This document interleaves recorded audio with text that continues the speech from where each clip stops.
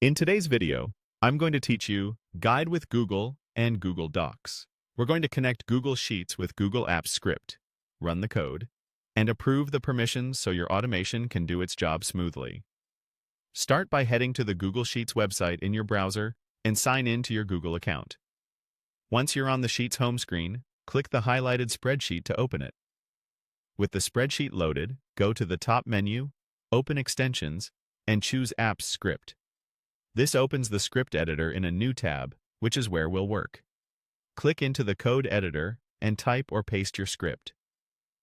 As you review the code, locate the line that uses sheet append row. This is the part that writes a new row into your spreadsheet. Make sure the values inside the brackets match the order of your columns, so the data lands exactly where you expect. Next, find the line that adjusts the date, the one that sets end date to 1 month later with set month. This is a simple built-in way to add a month, and it's handy for recurring tasks like reminders or billing cycles. Double-check that the date variable exists and is in the right format before it's updated. When your code looks good, click Deploy. This prepares the project so it's ready to run. Then click Run to execute your function. If there's a small drop-down of functions, choose the highlighted one you want to run first. On the first run, Google will ask you to authorize the script. Click Advanced, then choose Go to the project even if it's marked as unverified. That label simply means you're working on a personal or in-development script. You might see this flow more than once. Keep going until you reach the permissions screen.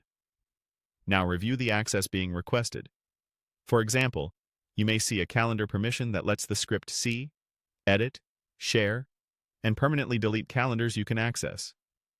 Only proceed if these permissions match what your script actually does.